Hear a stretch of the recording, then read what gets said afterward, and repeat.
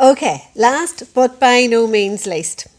Sue Divin is a Derry-based writer but hailing originally from Armagh, so can't quite classify herself as a Derry girl.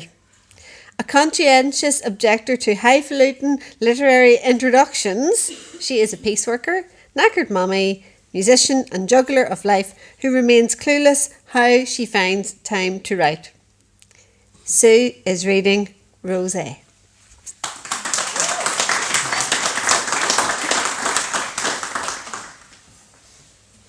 Thank you. Rosé.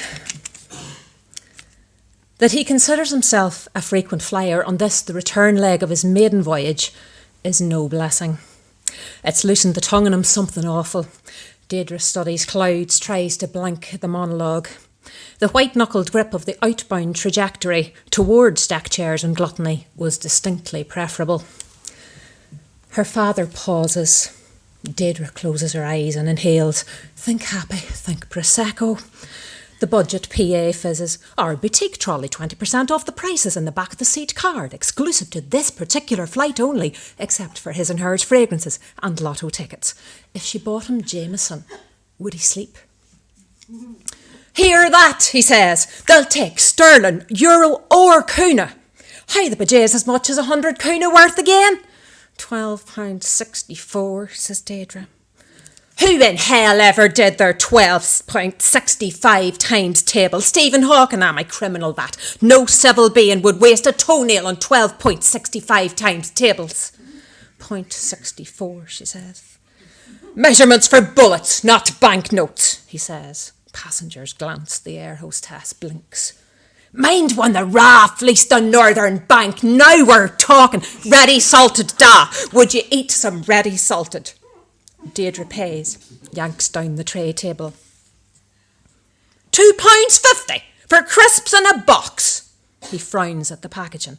Best of British? Low bar that.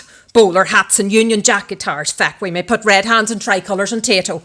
I'll Brexit larks, fair banjacks the sterling too, he says. God awful bollocks. Mind your French, says Deirdre. There's a win in front. I did fair learn the lingo, he says, by the end of it. A word a day screws Alzheimer's.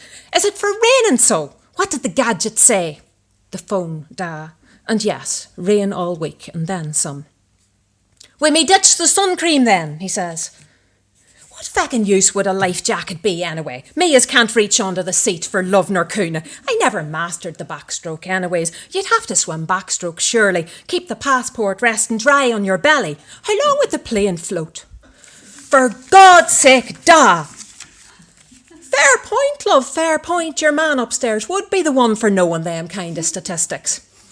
He crunches a crisp, peers over Deirdre to the Alps beneath. Humans is stray sods at this flying lark.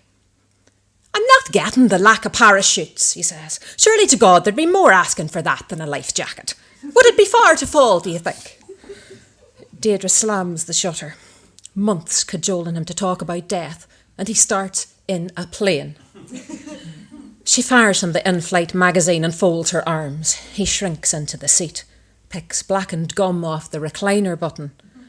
A mother in front slaps her child for eating his Belgian brownie before the whole grain toasty. Hopeful journeys never start with terminal, he sighs. No one vying there for priority boarding. Bring him back to himself, they'd said. Help him, recover. Ditch the slippers.